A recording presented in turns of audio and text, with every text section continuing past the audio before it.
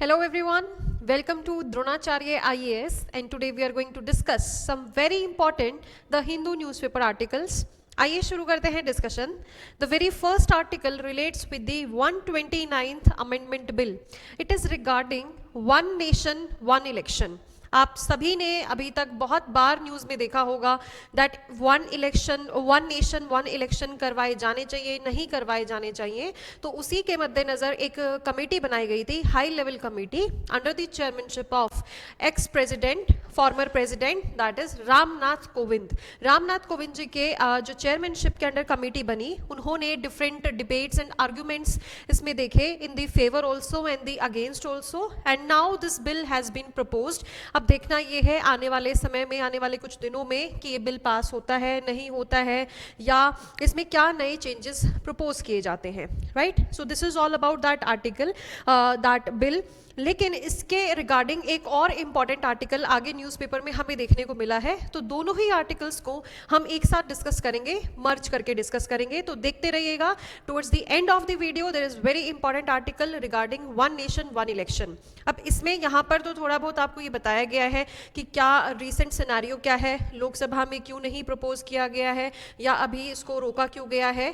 Otherwise जो हमारे लिए एग्जाम पर्सपेक्टिव से इंपॉर्टेंट है, जीएस पेपर 2 के हिसाब से जो हमारे लिए इंपॉर्टेंट है, that lies in that next article. ठीक है, तो उसमें क्रिटिसिज्म बहुत ही इंपॉर्टेंट क्रिटिसिज्म्स दिए हुए हैं, although we will be discussing in the favour also, in the against also, but जो आर्टिकल है that majorly circles around the criticism. right, तो तब तक के लिए हम दूसरे आर्टिकल्स डिस्कस कर लेते हैं. Here you can see Israel to double population in occupied Golan Heights. तो गोलान हाइट्स की यहाँ पर बात करी जा रही है. Golan Heights specifically you must be knowing, before 1967 it was a Syrian territory and it is a mountainous, or you can say it is a plateaued region. तो इसमें अभी यहाँ पर 1967 के जो आपका 6-day वॉर था, उसके बाद 1981 में फाइनली इसराइल ने इसको एनेक्स कर लिया था, and now it is under the occupation of Israel. Now Israel wants की जो पॉपुलेशन है इजराइलीज की in the Golan Heights, that has to be doubled up, so that जो ऑक्यूपेशन है उसको और ज़्यादा आप स्ट्रेंथन कर पाओ. राइट, 2019 में हालांकि इसको जो इजराइल का हक है उसको लेजिटिमाइज नहीं किया गया था काफ़ी लंबे समय तक, एंड प्रोटेस्ट भी देखने को मिला था. लेकिन 2019 में USA has always supported Israel, तो यूएसए ने भी सपोर्ट किया था इजराइल के इस ऑक्यूपेशन को. So that's all about this article. Let's move on to the next part. Okay जी, very important article from the GS3 point of view, environment perspective से इंपॉर्टेंट है ये आर्टिकल हमारे लिए. It is regarding the carcasses of the olive ridley turtle continue to wash ashore in Vizag. अब इस article में हमारे लिए इंपॉर्टेंट क्या है, ऑलिव रिडले टर्टल. इससे पहले न्यूज़ में क्या बताया गया है वो डिस्कस करते हैं. न्यूज़ में बताया गया है that because of the excessive use of fish trawlers, तो जो olive ridley turtle हैं they get captivated in that trawlers, and उसकी वजह से उनकी जान जा रही है. this carcasses मतलब जो dead bodies हैं olive ridley turtle की, वो बहुत ही large amount में देखने को मिल रही है on the shores on the eastern Ghat. right, तो eastern coast पे हमें देखने को मिल रही है. तो carcasses of olive ridley turtles continue to wash ashore in Vizag. तो इसमें हमारा इस आर्टिकल में हमारे लिए इंपॉर्टेंट एक तो ये है कि जो थ्रेट्स हैं to the olive ridley turtle वो कौन कौन सी हैं. तो इस आर्टिकल में ही डिस्कस किया गया है दो इंपॉर्टेंट थ्रेट्स को. तीसरा है ह्यूमन कंजम्पशन, लाइक ह्यूमन अपने पर्पस के लिए शेल से या इनकी स्किन से जो भी प्रोडक्ट्स निकालते हैं, या खाने के लिए भी, फ्लैश के लिए भी यूज़ किए जाते हैं. दूसरा एक इंपॉर्टेंट रीज़न यहाँ पर है मरीन पोल्यूशन. तो marine pollution has also led to declining of their population. दूसरा अगर हम देखें यहाँ पर, तो that is fish trawlers. Mechanised fishing जो आपकी मशीन्स हैं, या मैकेनाइज्ड जो ट्रॉलर्स हैं, उसमें जो ऑलिव रिडले टर्टल्स हैं या और भी दूसरे जो इंपॉर्टेंट ऑर्गेनिजम्स जो स्पीशीज़ हैं वो फंस जाते हैं उसमें, एंड उसकी वजह से क्या है, उनकी जान चली जाती है. So that is why we can say that fish trawlers are a threat to the population of olive ridley turtle. तो olive ridley turtle की बात करें तो जो ये नाम है ये कहाँ से आता है, जो टर्टल की आउटर शेल है वो ऑलिव कलर की है. तो ऑलिव जो कलर है वो ऑलिव नाम यहीं से आया है, दैट ऑलिव जो इनकी शेल होती है ऊपर की टर्टल्स की, तो उसी से ये इनका नाम दिया गया है। साथ में दीज आर omnivorous। अब omnivorous क्या, they feed both on the organism, on the animals also and on the plants also, flash भी खाते हैं एंड प्लांट्स भी खाते हैं, तो omnivorous है। And they prefer warm waters. Warm waters क्या सिर्फ Indian Ocean? No, Indian Ocean also, Atlantic also and Pacific also, because you must have heard about olive ridley turtle so many times that you should be thinking, अगर आपको बोला जाए कि these are found only in the Indian Ocean, warm waters of Indian Ocean, you must be thinking yes that we have a wild life sanctuary, wild life marine sanctuary also. तो हो सकता है कि इसमें कि सिर्फ और इंडियन ओशन में मिले, बिकॉज इससे पहले कोरल रीफ्स के बारे में ऐसा क्वेश्चन पूछा गया था। तो यहाँ पर आपको ये पता होना चाहिए, they found only in warm waters and that also of Atlantic, Pacific and Indian oceans. ठीक है, इसके आगे अगर हम देखें, इनका जो बिहेवियर है वो सॉलिट्यूड लविंग है, that's why they are found in the open seas. जब भी अगर अरेबिदा जो इनका सीजन आता है, अरेबिदा क्या है, the process of laying the eggs, hatching जो नेस्टिंग, मास नेस्टिंग होती है, that process is known as arribada. तो ये अरेबिदा सीजन जो इनका चल रहा है, मास नेस्टिंग सीजन चल रहा है ऑलिव रिडले टर्टल का, that's why these are being captivated in the fish trawlers, क्योंकि क्या है, जो इनका ये मास नेस्टिंग सीजन है, जो ये नेस्ट करते हैं, दे नेस्ट नियर दी शोर, तो लगभग 300 मीटर के आसपास भी, ये 500 से 300 मीटर तक भी शोर के करीब आ जाते हैं। वहीं पे जो फिश ट्रॉलर्स हैं वो अपना काम कर रहे होते हैं, वो फिशेस को पकड़ रहे होते हैं, तो उसी में ये फंस जाते हैं। उसकी वजह से क्या है, इनकी जो डेड बॉडीज है वो बहुत ज़्यादा नंबर में देखने को मिलती है, राइट। तो वैसे अगर हम बात करें IUCN लिस्ट की, तो IUCN में ये वल्नरेबल कैटेगरी में फॉल करते हैं। अगर हम बात करें वाइल्ड लाइफ प्रोटेक्शन एक्ट 1972 की, तो ये शेड्यूल 1 में आते हैं, एंड अगर हम बात करें साइट्स की, तो ये आते हैं अपेंडिक्स 1 में। ठीक है, also Gahirmatha wild life marine sanctuary, it is also very important for the it.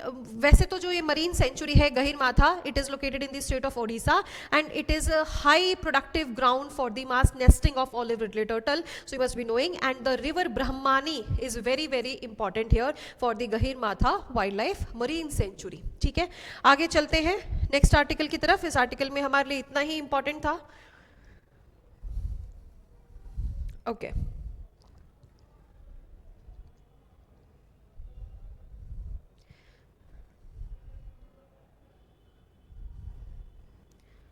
just a second.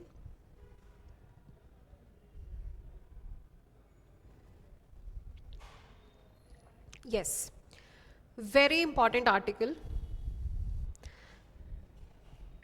We will be discussing this article in detail. सबसे पहले यहाँ पर बात करते हैं आर्टिकल किसके बारे में है, centre launches Jalvahak scheme for cargo movement via inland waterways. दो चीज़ें इंपॉर्टेंट हैं, inland waterways and the Jalvahak scheme. सबसे पहले स्कीम के बारे में जान लेते हैं, क्योंकि आर्टिकल में वही डिस्कस किया गया है, देन थोड़ा सा इसका हम जो एक्स्ट्रा नॉलेज हमेशा हम अपनी वीडियोस में डिस्कस करते हैं, will be moving towards that. अब यहाँ पर आप देखिए, जो जलवाहक स्कीम है, what it is all about. तो जो कार्गो मूवमेंट है, मान लो कोई भी प्रोडक्शन है, कोई गुड्स हैं, तो जब उनकी मूवमेंट करनी होती है उसको हम बोलते हैं कार्गो। जो huge large number of products होते हैं, जब उनकी हम मार्केट में पहुंचाते हैं, from the production site we send it to the various markets, तो उसको हम बोलते हैं कार्गो।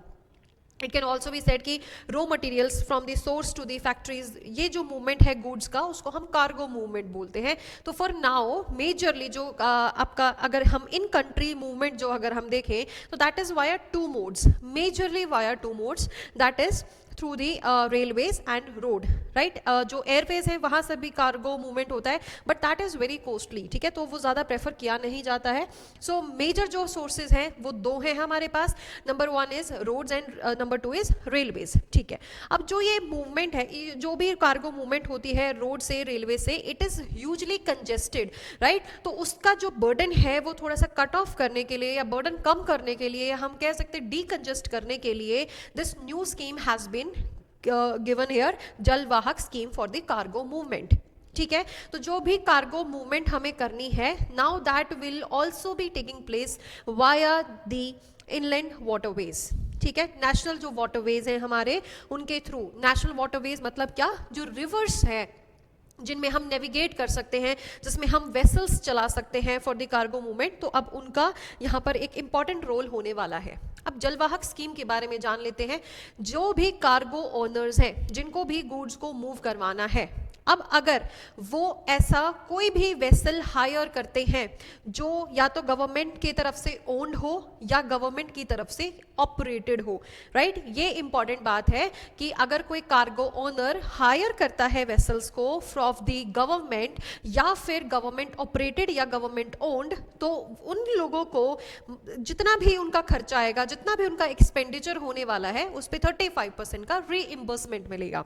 अब इसका मतलब अब हम सिंपल टर्म्स में समझे, मान लो 100 रुपए का खर्चा आना था अगर आप रेलवे से जाते, या 100 रुपए का खर्चा आता है वैसे इन जनरल, अगर आप इनलैंड वाटरवे से जाते हो, 100 रुपए लग गए आपके मान लो, तो उसमें से 35 जो पैसे हैं, रुपए हैं, वो आपको वापस दे देगी सरकार, ठीक है, अगर आप उन्हीं के वेसल्स को हायर करते हो तो this is all about Jalvahak scheme, to 35% reimbursement. This will be like in the operation for the 3 years, ठीक है, 3 साल तक ये चलता रहेगा दिस ऑपरेशन।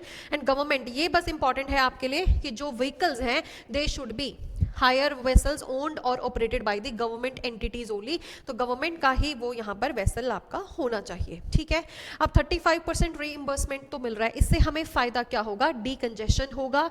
एंड अगर हम वाटरवेज के थ्रू कार्गो मूवमेंट कराते हैं, then that waterway movement, waterway transport is considered to be sustainable mode of transportation and also it is economical, because जो ह्यूज कॉस्ट है from the railways and roads, उसमें भी एक high cut हमें देखने को मिलेगा, high decrease in the amount देखने को मिलेगा, ठीक है। तो इसकी वजह से क्या है, एक इंपॉर्टेंट जो गुड्स की मूवमेंट है, लॉजिस्टिक इंप्रूव होंगे, साथ में सस्टेनेबल मोड ऑफ ट्रांसपोर्टेशन हमें देखने को मिलेगा। And this will, nodal agency जो इसके अंडर काम कर रही है, इस स्कीम को जो ऑपरेट करने वाली है, that is IWAI, that is inland waterway authority of India, right.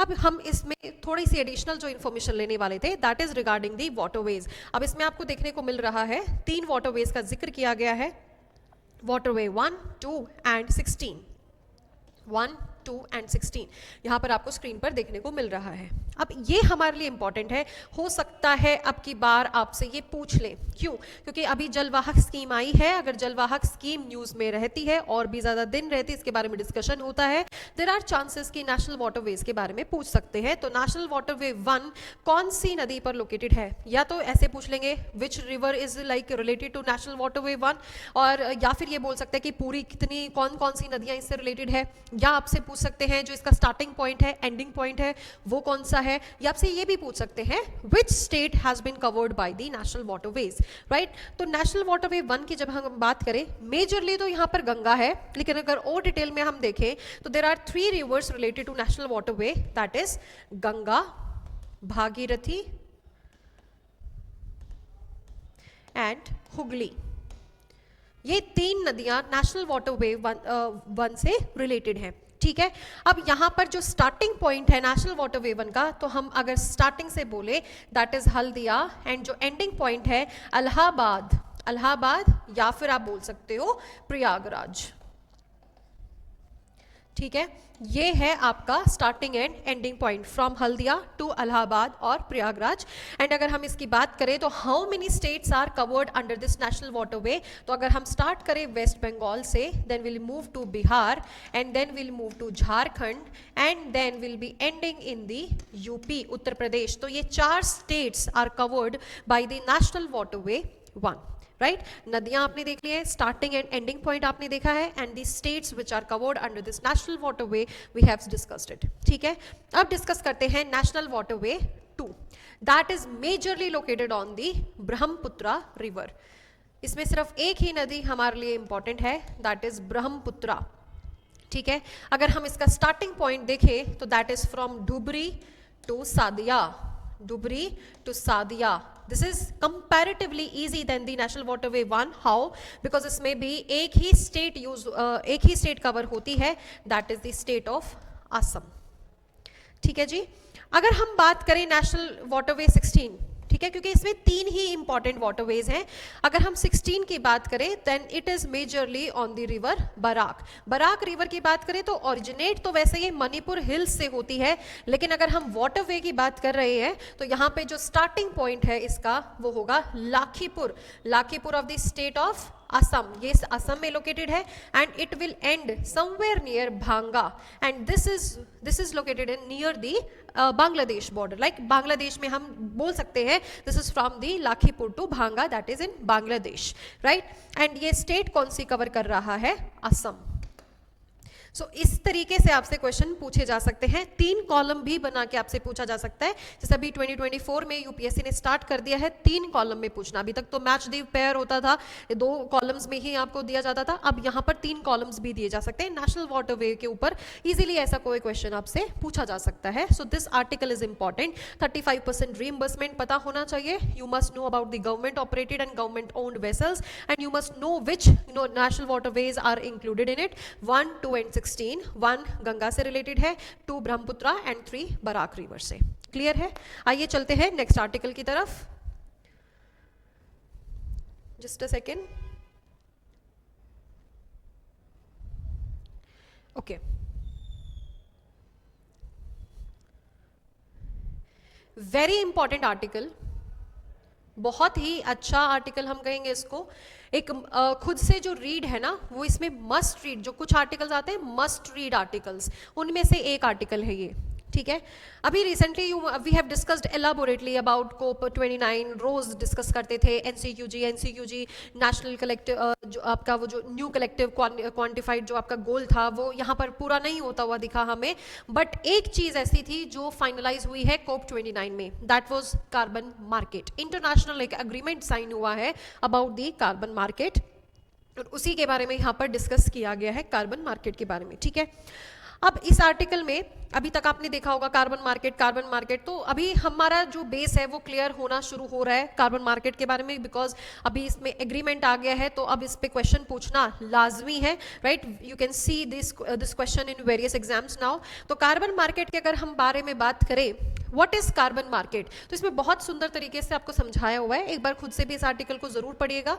First of all we can say here carbon market is a market that allows the buying and selling of the right to emit carbon into the atmosphere. मतलब क्या है, ये rights देता है, ये हक देता है दैट यू कैन सेल और बाय द कार्बन क्रेडिट्स। मतलब क्या है कि आप कितना कार्बन एटमॉस्फेयर में रिलीज कर सकते हो, उसके रिगार्डिंग यहाँ पर ये राइट्स की बात कर रहा है, राइट। अब इसमें 2 इंपॉर्टेंट नाम आपको देखने को मिलेंगे, number 1 is carbon credit and number 2 is carbon offset. Carbon credit क्या है, कार्बन ऑफसेट क्या है, वो हम अभी डिस्कस करने वाले हैं। तो अगर हम कार्बन क्रेडिट की बात करें, carbon credit is just like a certificate. आप बोल सकते हो कि भाई आपको एक सर्टिफिकेट इशू हो गया है एंड ये सर्टिफिकेट क्या आपको हेल्प करता है, ये सर्टिफिकेट आपको हक देता है। मान लो अगर आपके पास 1 कार्बन क्रेडिट है तो इसका मतलब ये है कि आप 1000 किलोग्राम कार्बन डाइऑक्साइड रिलीज कर सकते हो एटमॉस्फेयर में, आपके पास ये हक अब आ गया है, ठीक है। तो ऐसे अगर आपके पास ज्यादा क्रेडिट्स हैं तो आप ज्यादा कार्बन डाइऑक्साइड एमिट कर सकते हो, आपके पास वो इतनी आपने वो मॉनेटरी वैल्यू पे करी है। तो जो ये सर्टिफिकेट्स हैं, जो ये क्रेडिट्स हैं, ये आपको कौन इशू करके देगा? सरकारें इशू करके देंगी। जस्ट लाइक सिक्योरिटीज, अगर हम इकोनॉमी की बात करें, इसी प्रकार यहाँ पर ये जो कार्बन सर्टिफिकेट्स हैं they will be given by they will be issued by the governments, right. अब इनको क्या है, जैसे मान लो कंपनी ए है एंड कंपनी बी है, राइट। कंपनी ए जिसके पास थोड़े से एक्स्ट्रा बचे हुए हैं, कंपनी बी जिसने अपने कार्बन क्रेडिट तो खत्म कर ही दिए हैं and now it still need some more credits so that ये जो अपना प्रोडक्शन प्रोसेस है उसको कंप्लीट कर सके। बिकॉज अब क्या है, अगर उनके कार्बन क्रेडिट खत्म हो गए तो अब वो कार्बन डाइऑक्साइड एमिट नहीं कर सकते, लेकिन जो उनका प्रोडक्शन प्रोसेस है उसमें तो कार्बन एमिशन होगा ही होगा। So for that extra carbon credit they can contact the company A, right, and they can buy those carbon credits जो उनके पास एक्स्ट्रा पड़े हैं तो वो उनको बाय कर सकते हैं। तो जो ये बाय एंड सेलिंग की जो कंसेप्ट है, ये जो वैल्यू है monetary value, that will be decided on the complete supply and demand basis, ठीक है। जो मार्केट ड्रिवन जो प्राइसेस होंगे वही यहाँ पर अप्लाई होंगे, कितनी डिमांड है कितना सप्लाई है उसके बेसिस पर इनका जो मॉनेटरी वैल्यू है वो डिसाइड होने वाला है। एंड हो सकता है इनके प्राइसेस बहुत ज़्यादा हाइक पे हमें देखने को मिले आने वाली मार्केट्स में, ठीक है। तो अभी यहाँ पर ये कार्बन कार्बन मार्केट के बारे में हमने समझा है। अब मान लो का जो कंपनी बी है उसको यहाँ से कंपनी ए से नहीं लेना है, तो एक और ऑप्शन है उसके पास, that is of the carbon offset. या तो आप कार्बन क्रेडिट ले रहे हो या कार्बन ऑफसेट। कार्बन ऑफसेट कैसे है कि कोई भी एनवायरमेंटल एनजीओ है, राइट, उसका काम क्या है, उसने कोई ऐसा प्रोजेक्ट शुरू किया है या उसने ऐसा कोई प्रोजेक्ट लॉन्च किया है, बनाया हुआ है या कंटिन्यू कर रहे हैं कि जहां से कार्बन को एटमॉस्फेयर से सक करना है, कार्बन को कैप्चर करना है, सिक्वेस्टर करना है, ठीक है। तो ऐसे किसी प्रोजेक्ट में आप इन्वेस्ट कर सकते हैं, तो इससे क्या है, आप कार्बन क्रेडिट्स को अर्न कर सकते हैं, राइट। तो इसी प्रकार के आपको कुछ यहाँ पर एग्जाम्पल्स दिए गए हैं, जस्ट लाइक अगर आप in this case a business that pollutes the environment can purchase carbon offset sold by environmental NGO.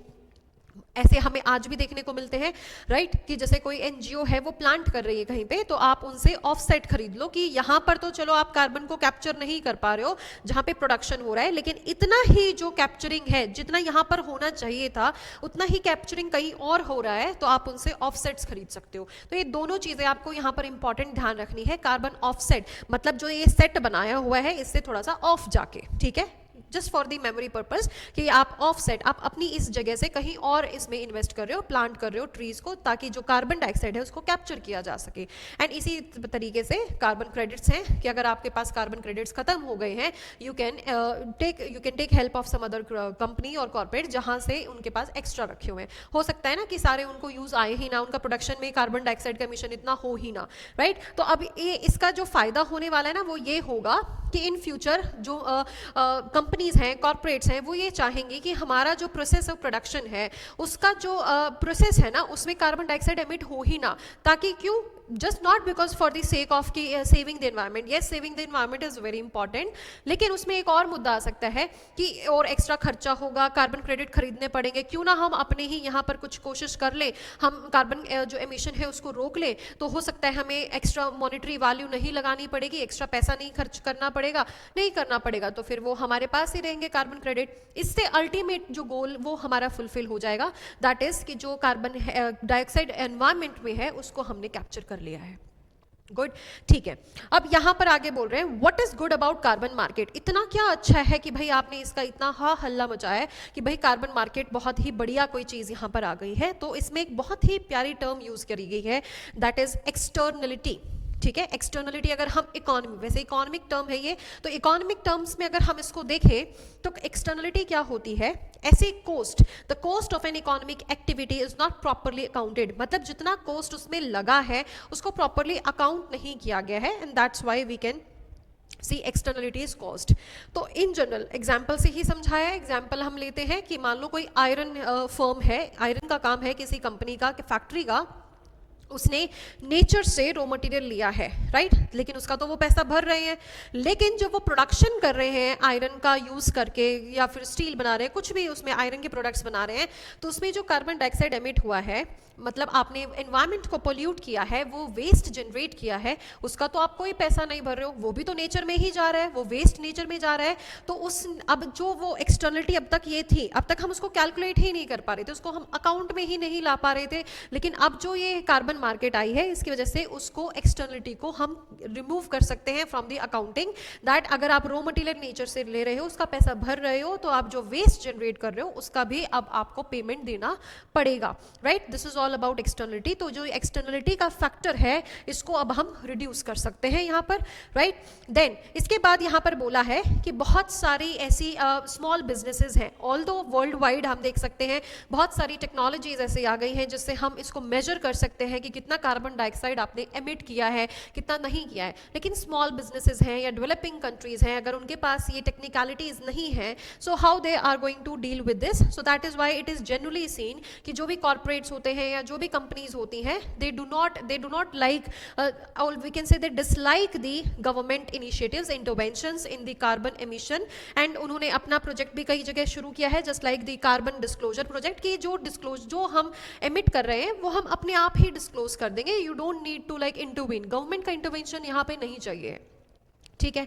अब यहाँ पे बोल रहे हैं व्हाट कैन गो रॉन्ग, अब गलत क्या हो सकता है इसमें, बहुत सारी चीजें हैं गलत होने को, ठीक है। अब आप मानिए किसी गवर्नमेंट का कोई इंटरेस्ट ही नहीं है, राइट, उनको बस अपनी इकोनॉमी बूस्ट करनी है, उनका इंटरेस्ट ही नहीं है एनवायरमेंट को कंजर्व करने में, तो वो कितने ही इश्यू कर दे सर्टिफिकेट्स, कितना ही, क्योंकि गवर्नमेंट ने ही करना है अल्टीमेटली जो कार्बन क्रेडिट्स इशू, तो कितना ही सर्टिफिकेट इशू कर देंगे और वो अपनी कंपनियों में बांट देंगे और फिर कार्बन डाइऑक्साइड का एमिशन का तो कोई रोक ही नहीं हुआ, राइट। और ऐसा भी हो सकता है कि कोई कंपनी बहुत ज्यादा डेडिकेटेड हो अपने जो इंटरनेशनल लेवल पे हमने गोल सेट किए हुए हैं उनको अचीव करने में, ताकि उससे क्या होगा कि जो कार्बन क्रेडिट्स हैं वो बहुत कम अमाउंट में इशू होंगे, कम इशू होंगे तो डिमांड ज्यादा होगी, डिमांड ज्यादा होगी तो प्राइस हाई जाएगा, प्राइस हाई जाएगा तो उसका इकोनॉमी पे इंपैक्ट जाएगा, right, because the smaller businesses will not be able to access those credits. अगर वो क्रेडिट्स नहीं खरीद पा रहे हैं तो उससे क्या होगा, उनका जो प्रोडक्शन है वो स्लो डाउन हो जाएगा, या किसी पर्टिकुलर सीजन में ही वो जितना, जब तक उनका कार्बन क्रेडिट उनका खुद का है तब तक वो उसको चला रहे हैं, जब तक उनका कार्बन क्रेडिट, जब किसी मार्केट ड्रिवन फोर्सेस से उनको खरीदना पड़ जाएगा, जब एक हायर अमाउंट पे खरीदना पड़ जाएगा तो वो अपना प्रोडक्शन बंद करना प्रेफर करेंगे instead of buying those credits. तो इसकी वजह से क्या है, जो इकोनॉमी है उस पर इंपैक्ट आने वाला है, ठीक है।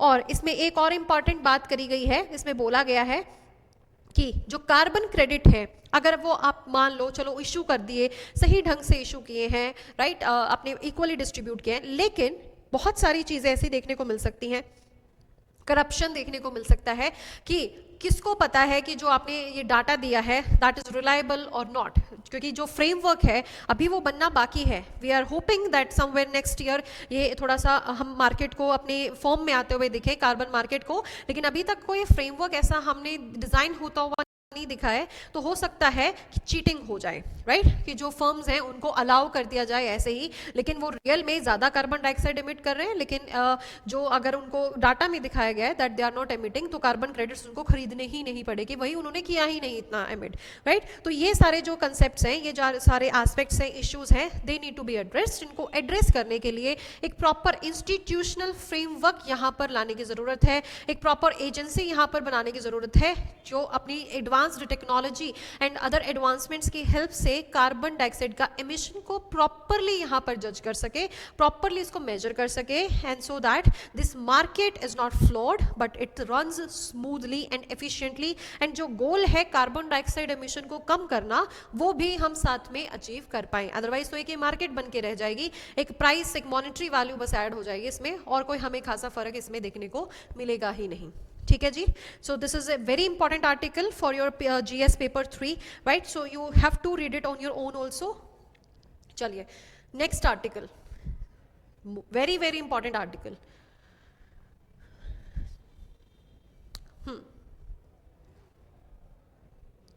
चलिए डिस्कस करते हैं इस आर्टिकल के बारे में भी। अब Why simultaneous elections are impractical and complicated, इसी के बारे में हमने बात करी थी वीडियो के शुरू में कि हम इसको आगे आने वाले जो आर्टिकल है जिसमें क्रिटिसिज्म दिया हुआ है उसमें डिस्कस करेंगे, ठीक है। इस आर्टिकल में शुरुआत में यही बोला गया है, हालांकि this is 129th amendment bill, ये सब बताया गया है, अभी उसको प्रपोज होना है, उसको टेबल करना है in the Lok Sabha, and then the process, whole process will be going on. We are not going to discuss that, but we are going to discuss one nation one election. तो यहाँ पर बोला गया है फॉर्मर जो president of India है रामनाथ कोविंद, के under एक कमेटी बनाई गई थी जिसमें जो आर्ग्यूमेंट्स हैं, डिबेट्स हुई हैं, एंड उसमें रीजंस दिए गए हैं why it should be done, why it should not be done, right. लेकिन अब जो ये बिल प्रपोज हो रहा है तो इसका मतलब क्या है कि वो फेवर में ही जाते हुए दिख रहे हैं। फेवर में 2 पॉइंट्स यहाँ पर रखे गए हैं।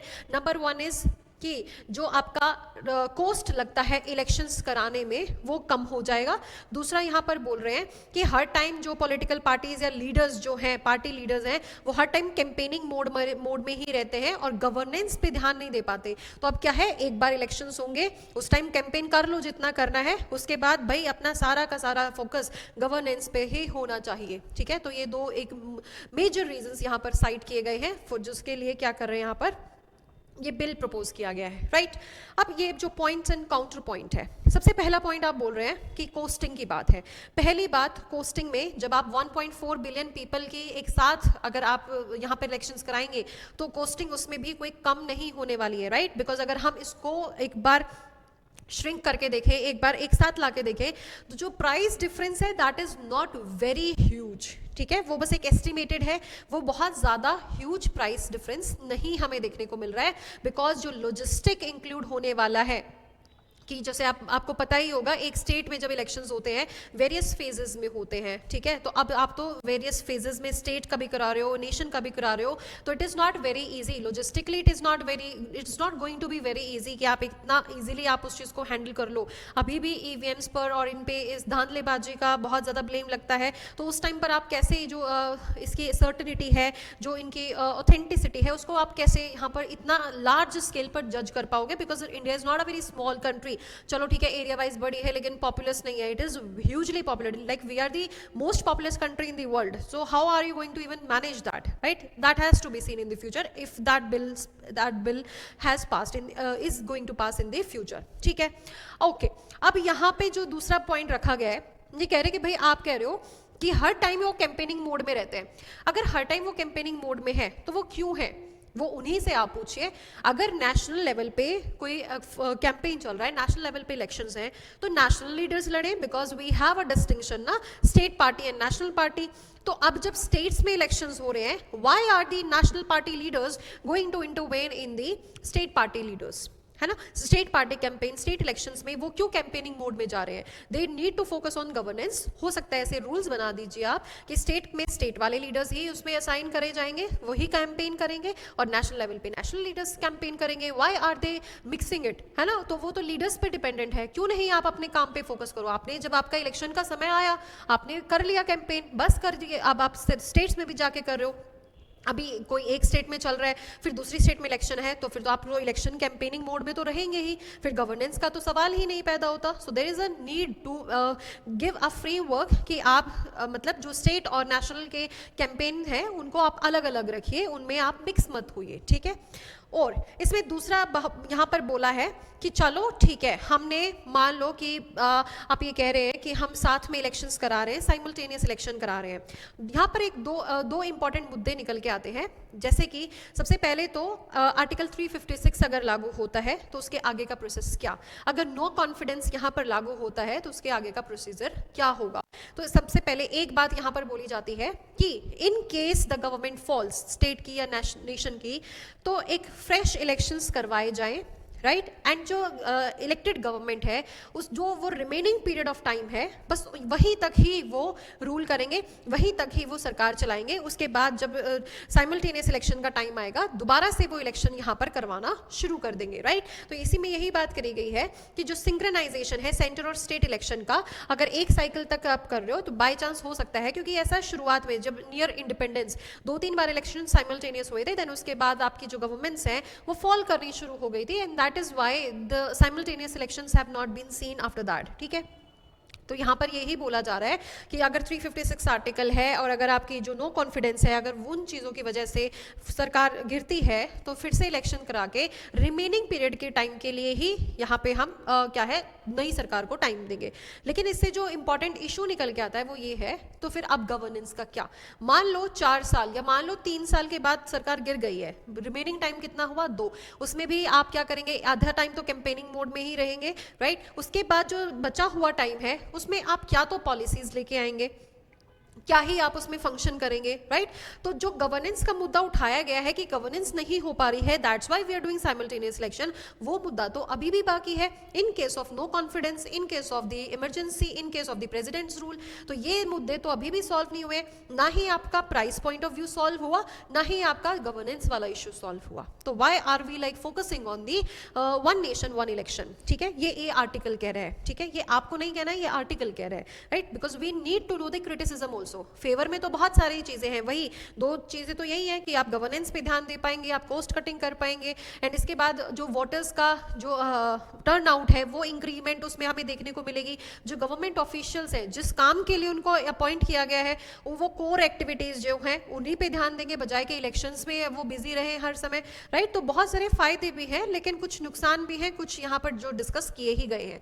Next is possibility of horse trading. There is a high possibility कि जो हॉर्स हॉर्स ट्रेडिंग है वो हमें दोबारा से इंक्रीमेंट में देखने को मिले। अभी इसको रोका गया है with the help of 10th schedule that deals with the defection process, right.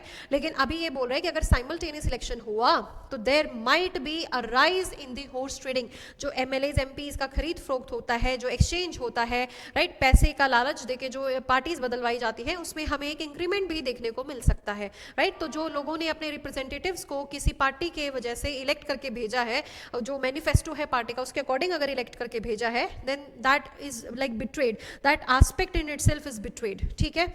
Next यहाँ पर बोल रहे हैं जो, चलो ये तो सारे मुद्दे अलग, कोस्ट है, लॉजिस्टिक है, गवर्नेंस है, ये अलग है। दो बेसिक स्ट्रक्चर जो हमारे कॉन्स्टिट्यूशन के हैं, that is the federalism and that is democracy, ठीक है। फेडरलिज्म और डेमोक्रेसी दोनों ही यहाँ पर हमें आहत होते हुए दिख रहे हैं, हमें ये खोते हुए दिख रहे हैं। इनके जो बेसिक प्रिंसिपल्स हैं, बेसिक जो आपके स्ट्रक्चर के पार्ट हैं, ठीक है। कह रहे हैं कि जो यहाँ पर आपका फेडरलिज्म है वो कैसे यहाँ पर लॉस होता हुआ दिख रहा है। फेडरलिज्म हमें लॉस होता हुआ दिख रहा है बिकॉज हो सकता है जब आप साथ में इलेक्शंस कराएं तो जो नेशनल इश्यूज हैं they might blur out the local and state level issues. हो सकता है कि जो वोटिंग बिहेवियर है या वोटर्स के ऊपर जो इम्पैक्ट है वो नेशनल इश्यूज का ज़्यादा पड़े, एंड हो सकता है जो स्टेट इश्यूज हैं या जो ज़्यादा इंपॉर्टेंट इश्यूज थे उनके बिल्कुल आमने सामने जो इश्यूज खड़े हैं उनको इग्नोर करके नेशनल इश्यूज पे फोकस करके वोटिंग बिहेवियर में चेंज हमें देखने को मिल सकता है। So that gives the loss of federalism. इसकी वजह से हमें फेडरलिज्म का थोड़ा सा एक लॉस देखने को मिलता है। एंड हो सकता है वोटिंग बिहेवियर पे इम्पैक्ट ना आए, लेकिन जो आपकी पार्टीज हैं, नेशनल पार्टीज हैं, वो उन मुद्दों को उठाएं ही ना, वो उन मुद्दों को डिस्कस ही ना करें, बिकॉज नेशनल जो लेवल पे इलेक्शंस हैं they are the most important for them, then they will not be focusing on the state issues and local issues. And उसकी वजह से क्या हो सकता है, यहाँ पर जो फेडरलिज्म है उसका बेसिक प्रिंसिपल यहाँ पर हमें खोता हुआ देखने को मिल सकता है। नेक्स्ट इज डेमोक्रेसी, ठीक है। डेमोक्रेसी आपको पता है, bye the government, for the people, of the people, by the people, ठीक है।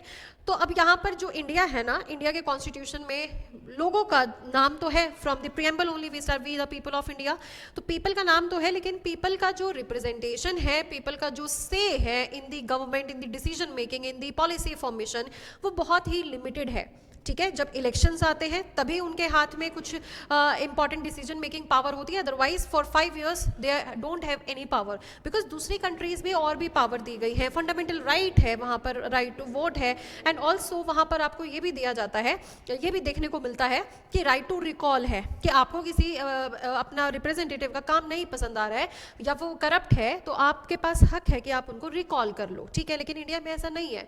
तो इंडिया में सिर्फ एक ही मौका मिलता है, दैट इज द इलेक्शन। तो जो इलेक्शंस हर टाइम होते रहते हैं किसी ना किसी स्टेट में, वो एक आपको मिरर दिखाते हैं पार्टीज को that the people of this area are not happy.